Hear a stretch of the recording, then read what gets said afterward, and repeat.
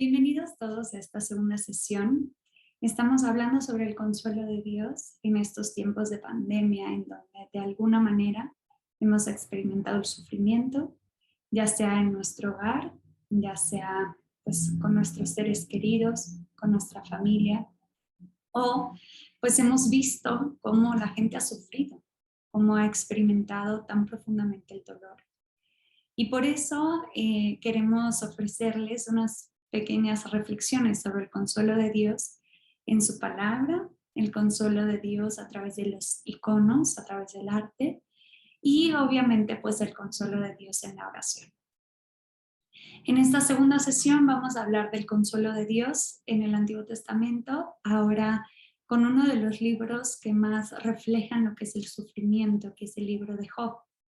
Ya hablamos del consuelo de Dios en el profeta Isaías y queríamos dar un paso más adelante para hablar del consuelo de Dios en este libro, en donde se cuestiona esa vieja teoría o teología de la retribución, en donde se considera que a los buenos deben recibir bienes y los malos recibir males. Entonces, este libro cuestiona esta teología de la retribución y se pregunta, ¿pero cómo puede ser? ¿Por qué los justos sufren? Y encontramos un personaje, Job, que es presentado como un hombre justo, que sufre. Ahora vamos a hablar un poco de los sufrimientos que le atañen o que le afectan a Job. Y después, pues vamos a ver todo este camino que Job tiene que hacer para entender el sentido del sufrimiento. Una de las maneras de recibir consuelo es pues dar sentido al sufrimiento, comprender por qué o quizá más bien para qué existe el sufrimiento o qué rol tiene Dios en en este misterio del dolor y del sufrimiento humano. Como hicimos en la reflexión sobre el consuelo de Dios en Isaías, vamos a partir de un texto. Este texto pues lo tomamos obviamente del libro de Job. Yo les recomiendo en estas 3 primeras sesiones en las que estaremos hablando del consuelo de Dios, que tengan a la mano su Biblia. Si no la tienen, póngale pausa a la grabación para que puedan ir por ella, porque vamos a estar consultando constantemente textos bíblicos y también porque si ustedes reciben algo de luz, de consuelo, de sosiego en el interior, pues hay que regresar a esos textos. Ahí es donde Dios se nos manifiesta y se nos muestra. Entonces vamos a ir directamente al último capítulo de Job. Después vamos a regresar un poco a la situación inicial de Job, pero el texto central que vamos a tomar se encuentra en Job 4, del 2 al 6. El texto dice: reconozco que tú lo puedes todo y que ningún proyecto es imposible para ti. Tú dijiste, ¿quién es este que desfigura sin sentido mi destino? En verdad yo hablé sin entender. Dije cosas demasiado elevadas para mí, que no comprendí. Tú me dijiste, escucha, yo voy a hablar. Te pregunté y tú me instruías. Yo te conocía solo de oídas, pero ahora te han visto mis ojos. Por eso me retracto y me arrepiento sobre el polvo y la ceniza. Entonces vemos este texto de Job que ya es al final de todo su camino interior, pero vamos a recorrer un poco junto con él el camino. El libro de Job es la historia de un hombre justo, como les decía, se pone en duda esta teología de la retribución, que vive en la abundancia y en la felicidad y de la nada es reducido a la miseria y a la enfermedad. Lo primero que empieza a suceder es sus bienes, le roban su ganado, matan a sus criados, también se queman sus ovejas y los pastores que cuidaban las ovejas por el incendio, le roban sus camellos y después se empieza a tocar también pues su propia familia, su casa se cae, mueren sus hijos y sus hijas, su descendencia y también su mujer lo empieza a tentar y a decir maldice a Dios. Y eso también pues se convierte en un dolor para Job porque es una cierta traición de su esposa que no lo, digamos como que no asume o no acompaña a Job en su dolor. Entonces, estos son ejemplos de situaciones que a Job le suceden en su vida. Y pues para poder entender como la dura prueba por la que pasa Job, vamos a leer un texto, vamos a leerlo a él. Vamos a leer Job 19, del 13 al 22. Job 19, del 13 al 22. El texto dice: alejó de mí a mis hermanos y a mis conocidos los apartó de mi alrededor. Mis parientes me fallaron y mis amigos íntimos me olvidaron. Mis huéspedes y mis siervas me consideran un extraño. Soy un extranjero ante sus ojos. Llamo a mi servidor y no responde, aunque le suplique en persona. Mi aliento da asco a mi mujer y soy repugnante a mis propios hijos. Hasta los niños me desprecian, me levanto y se burlan de mí. Todos mis confidentes me aborrecen y aquellos a quienes amé se vuelven contra mí. Entonces vemos esta experiencia de Job, que no solamente es la pérdida de bienes materiales, también la pérdida de sus familiares, sino que él mismo se siente traicionado, la gente se aleja de él y por lo tanto pues hace una profunda experiencia de sufrimiento y de dolor. Quizá pues cada uno de nosotros puede tener otras vivencias, no es que nos tenemos que identificar directamente, exactamente con lo que vive Job. El punto es que aquí se presenta un hombre sufriente, ¿no? Un hombre que ha hecho esta profunda experiencia del dolor y del sufrimiento, y ahí pues sí nos podemos situar todos nosotros. Pensemos por un momento en esta pandemia, ¿cuál ha sido el dolor más grande que yo he tenido? El sufrimiento más profundo. Quizá la pérdida de un ser querido, quizá una situación económica difícil en casa, quizá la ruptura familiar por tantos roces, tanta tensión e incertidumbre, o incluso la propia persona, ¿no? Cómo ha experimentado quizá un límite en su psicología, ¿no? Que no sabe gestionar pues la incertidumbre, qué va a pasar con el futuro, etcétera. Por lo tanto, pues en cierto sentido, todos tenemos como esta experiencia de sufrimiento, de dolor, que hay que traer al corazón para entonces ver, pues, cómo reaccionamos ante este sufrimiento y de este dolor. Y vemos primero a Job. En la primera parte del libro de Job, nos encontramos, pues, con una de las facetas con las que nos podemos identificar, que es un sufriente paciente, ¿no? Algunos de nosotros podríamos decir, ante este dolor, ante este sufrimiento, yo me acerco ante Dios para, pues, reconocer que pacientemente, pues, que estoy sufriendo. Y podemos tomar las palabras de Job que dicen, el Señor me lo dio, el Señor me lo quitó, bendito sea el nombre del Señor. Sin embargo, podemos también tener otra faceta que encontramos más adelante en el libro de Job, que es una faceta en donde Job se queja, se defiende, reclama, incluso convoca a juicio a Yahvé. O sea, ¿cómo pudiste haberme hecho esto si yo confiaba en ti? A Yahvé lo considera responsable de su situación. Y entonces dice, ¿dónde estás, Dios?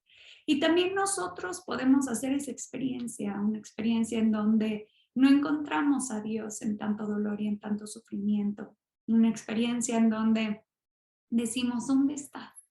Yo te he buscado en un lugar, en otro y no te encuentro. ¿Dónde estás?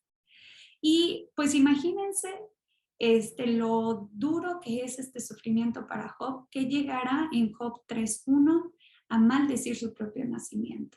Él dice, Job abrió su boca y maldijo su día, es decir, el día en que nació. La maldición en el Antiguo Testamento es súper fuerte, es como desear lo peor, ¿no? Entonces él mismo se está deseando lo peor a sí mismo. ¿Por qué nací? O sea, hubiera sido mejor que yo no existiera.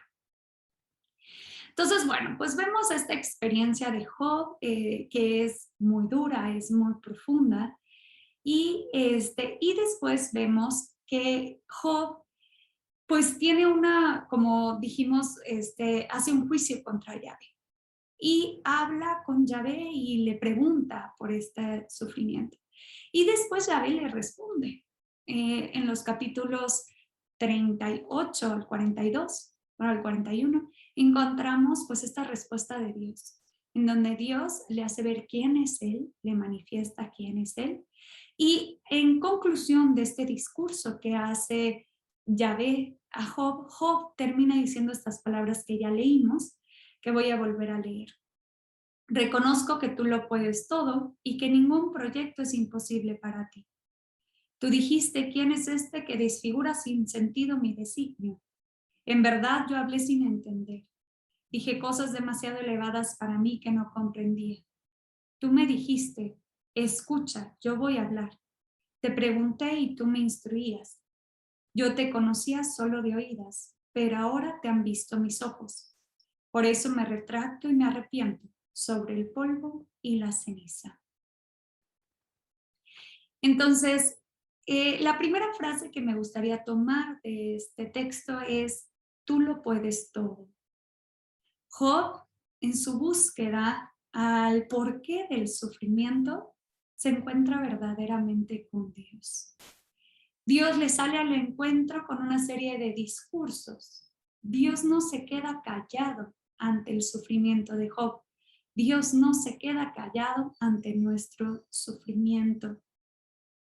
Dios habla claro.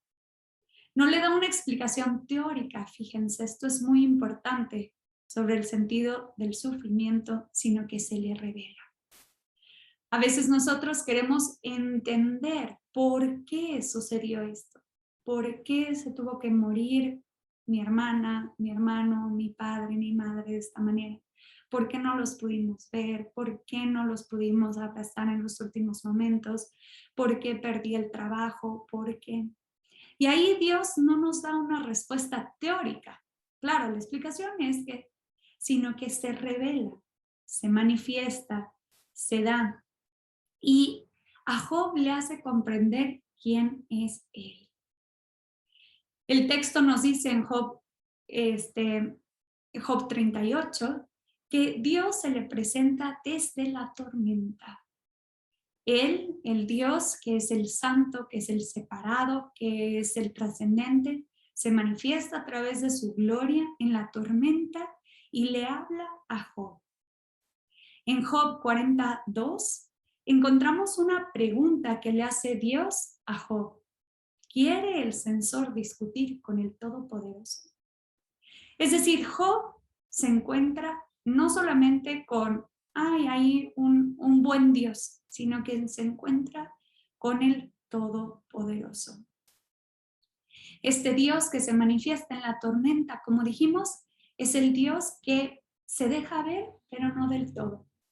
Esa es la definición de la gloria de Dios. La gloria de Dios es una presencia manifiesta y salvífica de Dios que está mediada a través de fenómenos de la naturaleza. Y así nos pasa muchas veces en el sufrimiento. Nosotros vemos a Dios, pero no del todo. Entendemos a Dios, pero no del todo. Tocamos a Dios, pero no del todo. Y entonces al salir Dios en esta tormenta y al hablarle a Job, se presenta, como les decía, como el Todopoderoso. Vamos a ver en estos discursos del capítulo 38 al 41 cómo se presenta Dios, cómo se revela Dios. Y en esta revelación de Dios, ¿qué relación tiene Dios con el sufrimiento? Entonces vamos a abrir nuestra Biblia en el capítulo 38 porque vamos a estar recorriendo estos textos. Son unos discursos que realiza Dios respondiéndole a Job desde la tormenta. El primer texto que vamos a tomar es un versículo que está en Job 38:4. El texto dice, ¿dónde estabas tú cuando yo cimentaba la tierra? Al inicio de estos discursos, estos poemas, que son una revelación de Dios, Dios se presenta como creador. Le está diciendo a Job, yo soy el creador de todo y tú no estabas cuando se cimentaba la tierra. En estos discursos se escucha como un tono en donde Dios le reprocha a Job que él se quiera hacer como Dios, quiera pretender entender las cosas de Dios y no reconocer que es criatura y que es limitada. Entonces, Dios se presenta como creador, como el origen de todo lo creado, que está por encima de todo y de todos. Él es el que ordena el cosmos y da armonía a todo lo creado. Por lo tanto, se presenta como ese Dios todopoderoso porque es creador. Y aquí hay que detenernos. Dios todo lo puede.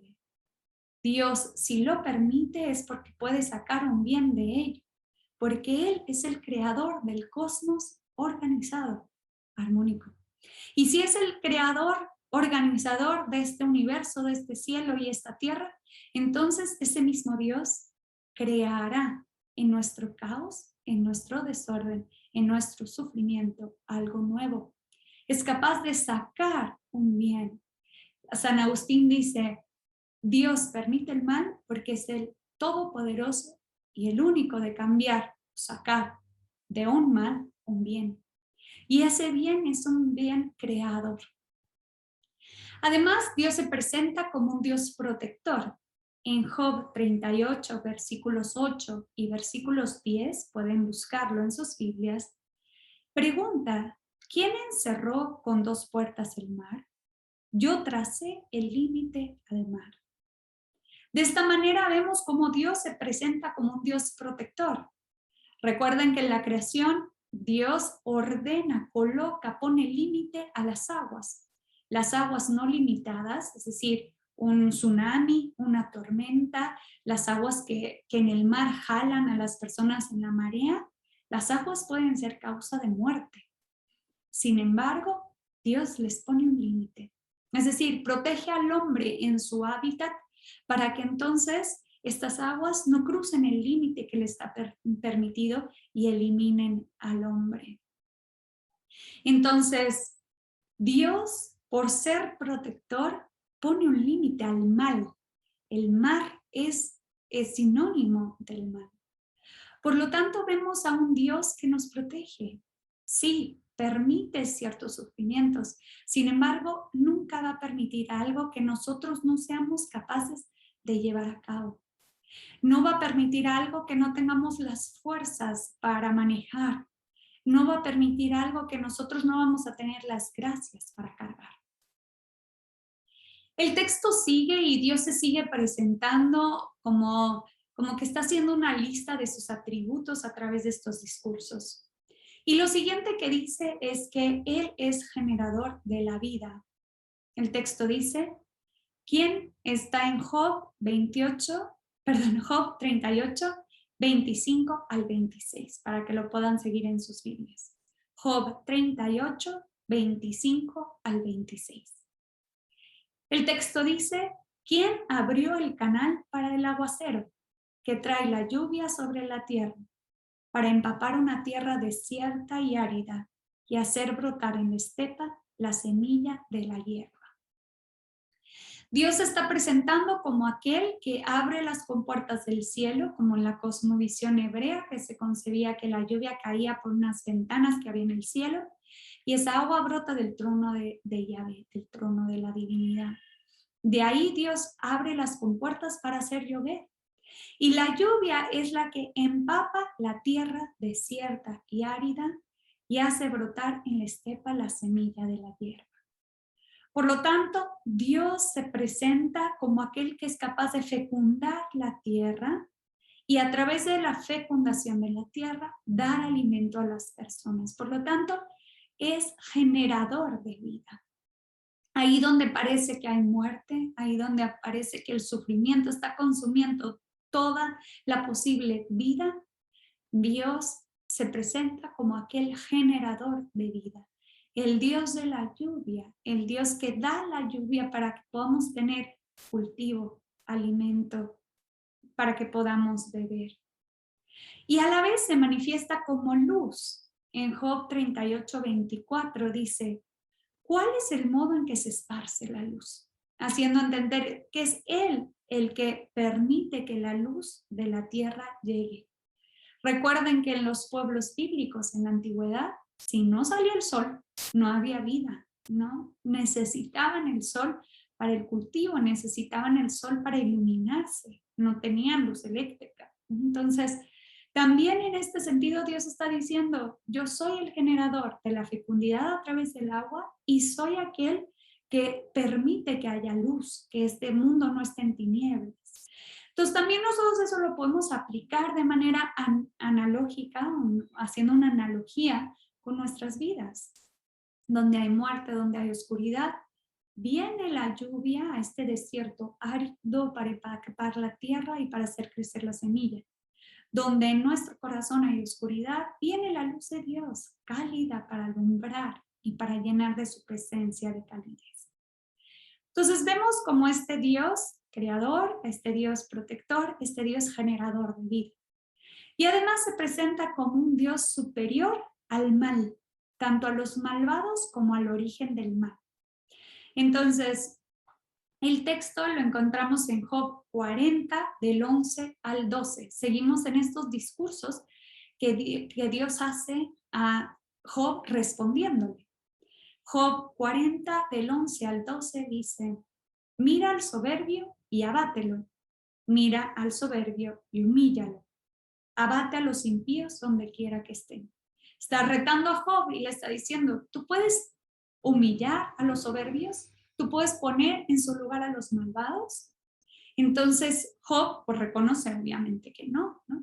Sin embargo, Dios sí se presenta superior a estos malvados, capaz, si Él quisiera, de castigarlos. Capaz, si Él lo desearía, de arrojarlos al infierno. Sin embargo, Dios actúa con misericordia, actúa con amor.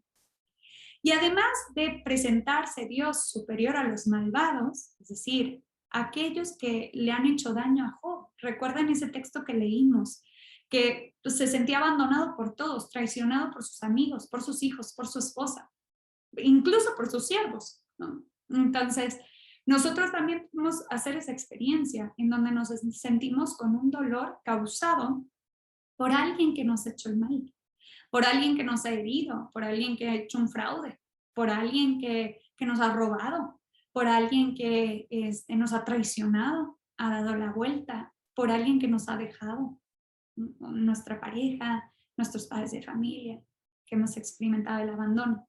Dios es superior a aquel que nos ha hecho daño. Y además, Dios es superior al mal. Todo el capítulo en Job 41, todo el capítulo se refiere a Leviatán, cómo Dios es superior a esta serpiente marina, como un dragón marino, que Él, este monstruo marino, Él lo ordena, lo coloca en su lugar. Y se utilizan unas palabras muy significativas. Incluso se presenta la imagen de Dios que va a pescar y como si fuera a pescar al Leviatán y que el anzuelo se encaja en la boca del dragón malvado, ¿no? Del espíritu del mal. Por lo tanto, Yahvé es aquel que es superior a los malvados y superior al mal. Entonces, este modo de hablar de Dios empieza a hacer reflexionar a Job. Si Dios es el creador, si Dios es el protector, si es el generador de la vida, si es superior al mal y a los malvados, solo le queda concluir a Job una cosa. Y son unas palabras hermosas que dice Job en ese primer texto que hemos leído. Ningún proyecto es imposible para ti. Nada es imposible para ti. Quizá no es la respuesta que Job esperaba. Job esperaba que le explicaran las causas del mal. Sin embargo, esta respuesta ubica a Job en su realidad. Job tiene que reconocer que él es criatura y no creador. Debe reconocer su pequeñez. Y el autor sagrado utiliza un símbolo muy elocuente. Job se tiene que tapar la boca para decir, y lo llega a decir en ese texto que leímos, ¿no? Yo dije cosas sin entender, ¿no? Te estaba reclamando sin darme cuenta de que yo soy incapaz de comprender tanta grandeza, que tú eres más grande que yo, que tu sabiduría supera todos los límites y que por lo tanto nada es imposible para ti. y que yo tengo que esperar el momento en donde tú te quieras manifestar. Esta frase de que nada es imposible para Dios la encontramos también en dos pasajes. Uno en Zacarías, el profeta Zacarías 8:6, en el contexto del regreso del exilio, se pregunta, aunque todo pareciera imposible al resto del pueblo, ¿acaso será imposible para mí? Dios le está hablando a Zacarías y le está diciendo, ¿acaso va a ser imposible para mí regresarlos del destierro y devolverles su tierra? Aunque parezca que es imposible para todos los demás, para mí, el Creador, el Todopoderoso, el Protector, el Generador de vida, el que es superior al mal, nada es imposible para mí. Y estas palabras también resuenan en otro pasaje que para nosotros es sumamente común, un pasaje del Nuevo Testamento, en donde el ángel le anuncia a una virgen que va a dar a luz a un niño y este niño será el Mesías, el Hijo de Dios. Y esta mujer, sencilla, niña, le dice, pero ¿cómo será esto si yo no conozco varón? Y el ángel le dice, nada es imposible para Dios. Y entonces estas palabras resuenan en el interior generando una esperanza. Aunque nosotros en este momento estemos en una fosa profunda, oscura, no veamos hacia dónde dirigirnos, caminar, la certeza de que nada es imposible para Dios nos tiene que dar paz, nos tiene que dar seguridad. Y entonces Job, al saber que Dios es el Todopoderoso y que nada es imposible para él, empieza a darse cuenta, ¿no? Esta frase que leímos en el primer texto que estamos analizando. ¿Quién desfigura sin sentido mi designio?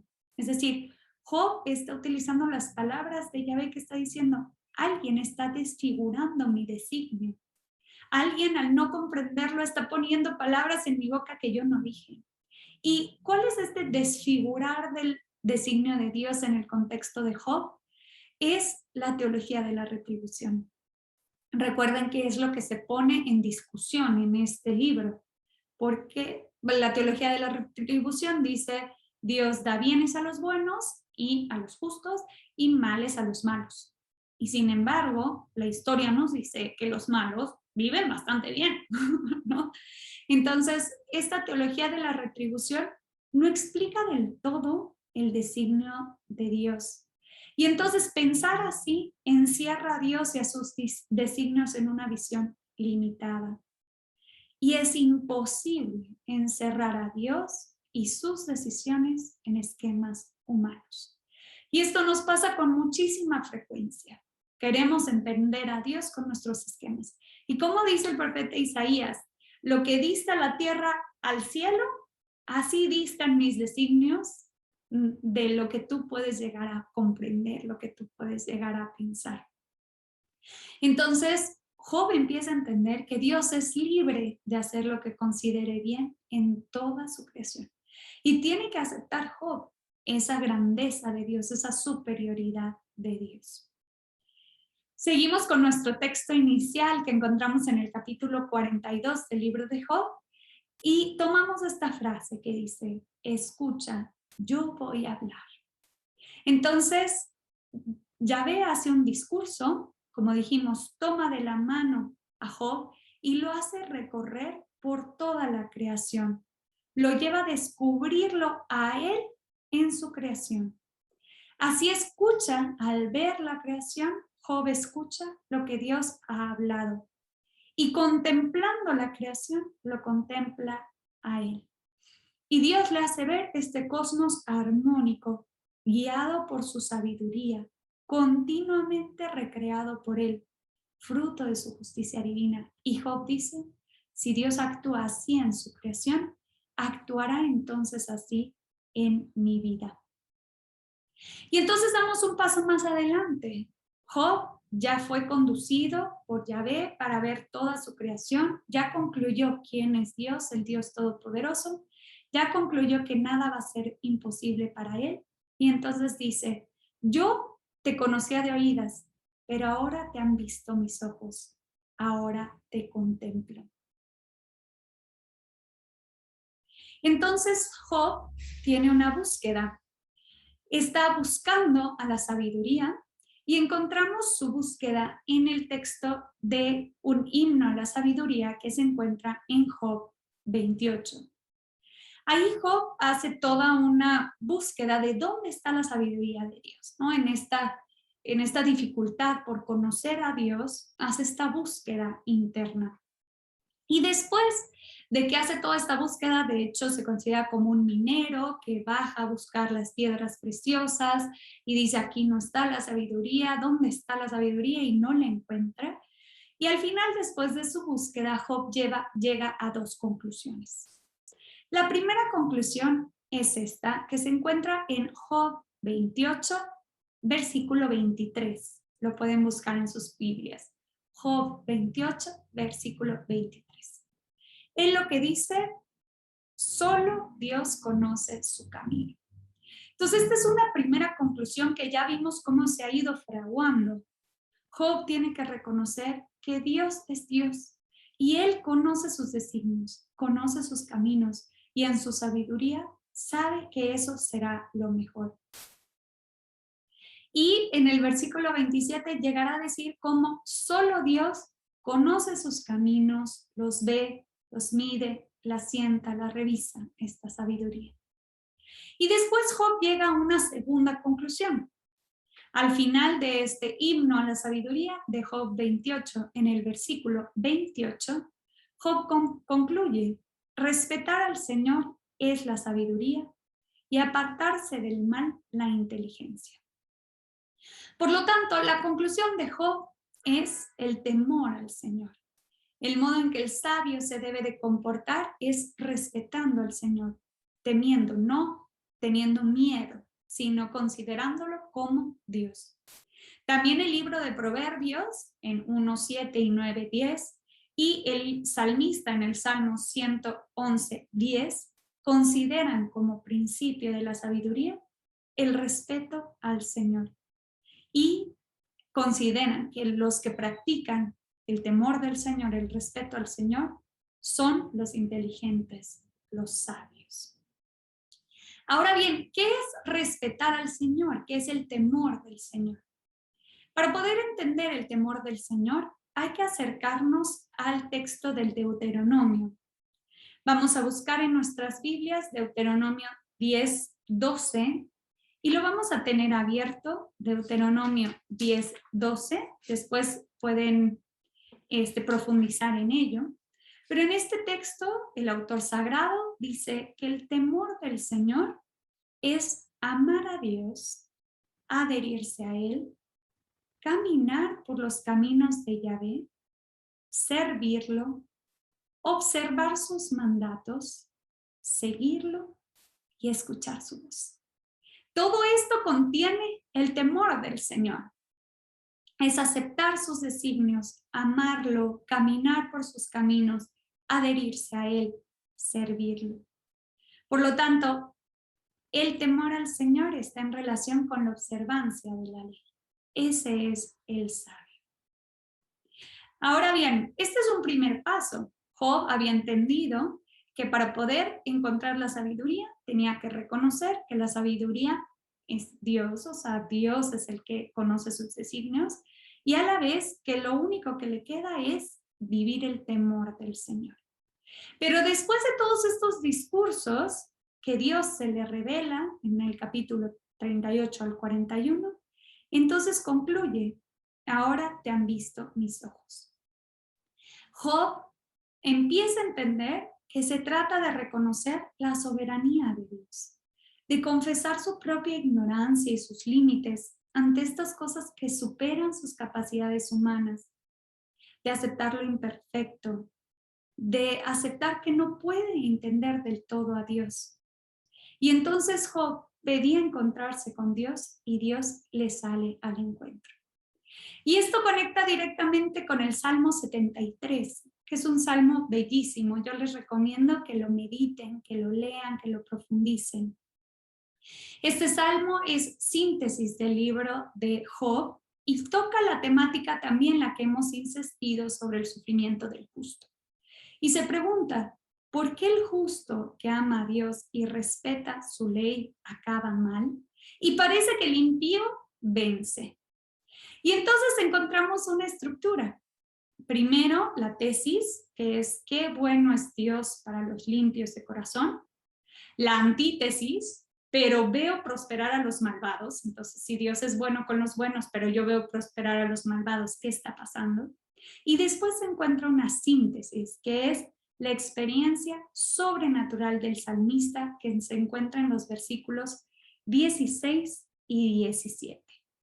Vamos a buscar el texto, el Salmo 73, versículos 16 y 17.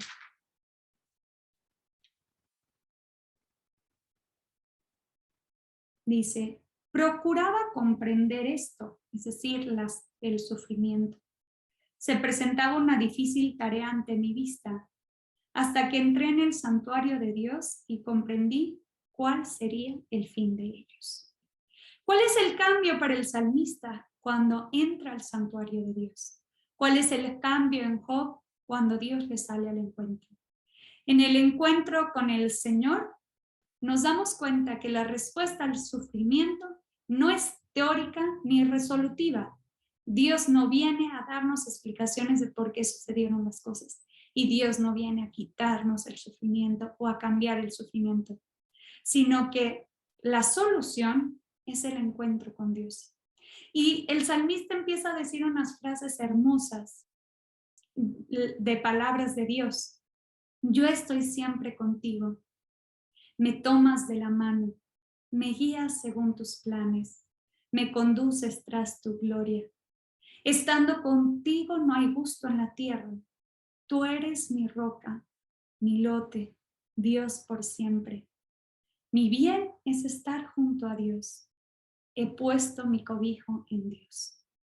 Tomen esas palabras y dense cuenta de que ese Dios todopoderoso, creador, generador de vida, protector, que es superior al mal, viene a decirles, yo estoy contigo, te tomo de la mano, yo te guío según mis designios que tú no comprendes, pero que son más grandes de lo que tú puedes ver. Yo te conduzco tras mi gloria. Estando conmigo no vas a percibir gusto en esta tierra. Yo soy tu roca, yo soy tu lote, yo soy tu Dios por siempre. Y ustedes van a concluir, mi bien es estar junto a Dios. El sufrimiento no se ha ido, el sufrimiento ahí está, pero mi bien es estar junto a Dios, porque he puesto mi cobijo en Dios. Entonces podemos concluir que Job deja de ver su situación como un problema que resolver. Ahora alguien me tiene que dar una solución, me tiene que explicar. Ahora lo ve como un misterio al que tiene que entrar. Y eso es el sufrimiento. Es un misterio que nadie nunca nos va a poder explicar, pero que solo podemos entrar en él y verlo de frente si nos tomamos de la mano de Dios. La clave del verdadero conocimiento está en ver a Dios. Así podemos comprender lo que Él nos quiere revelar. Y supone despojarse de todo, la ausencia de toda interferencia en este encuentro y despojarnos sobre todo de esta necesidad de comprender y de que el sufrimiento sea eliminado. Entonces, pues se hace posible un modo distinto de ver las cosas, las experiencias de dolor, de sufrimiento. Empieza el verdadero camino de lo que es el temor al Señor. Este amor, esta adhesión al Señor, este seguir sus caminos. Entonces hay verdadera sabiduría. Y entonces Job pasa de haber acusado a Dios, recuerden que dijimos que hasta maldice el día de su vida, para realizar una alabanza, para reconocer que Dios, es el Todopoderoso, es el Creador, es el que todo lo puede. Y al final del libro, y con esto concluimos, se relata cómo Job es bendecido por Dios. Al final de su vida, en Job 42, vamos a leer Job 42, del 12 al 17, el texto dice: el Señor bendijo a Job al final de su vida más que al principio. Llegó a tener 14,000 ovejas, 6,000 camellos, 1,000 yuntas de bueyes y 1,000 asnos. Tuvo también 7 hijos y 3 hijas. A la primera la llamó Paloma, a la segunda Acacia y a la tercera Sabache. En toda la tierra no se encontraban mujeres tan hermosas como las hijas de Job, y su padre las hizo herederas junto con sus hermanos. Después de esto, Job vivió 140 años y vio a sus hijos y a los hijos de sus hijos hasta la 4ª generación, y Job murió anciano y colmado de años. Más allá de los bienes que recibe Job, nos quedamos con esta frase: el Señor bendijo a Job. La bendición es todo bien material y espiritual que Dios concede. Dios, ante el dolor y el sufrimiento, es capaz de sacar este bien, bendecirnos en el dolor y el sufrimiento. Y la más grande bendición es tenerlo a Él, es que Él se manifieste en nuestras vidas. Y como dice el Salmo 73, que Él esté junto a nosotros, nos tome de la mano, nos conduzca, nos llene de su presencia. Entonces, bueno, pues terminamos esta segunda sesión en donde nos acercamos pues a un texto enigmático que precisamente quiere comprender un poco mejor lo que es el sufrimiento humano y que al final pues quizá no nos da una respuesta teórica, sino que nos invita a hacer una experiencia, a que nosotros podamos concluir junto con Job estas palabras. En verdad, yo hablé sin entender. Yo te conocía solo de oídas, pero ahora te han visto mis ojos. Y esta frase que dice, ningún proyecto es imposible para ti. Entonces tomemos estas bellísimas frases de Job 42, 2 al 6, para que sean alimento para nuestra vida, para que nosotros también podamos hacer un camino, como lo hizo Job, pasando del sufriente paciente al sufriente que se queja hasta ser un sufriente que alaba a Dios porque se hace presente en su experiencia de dolor.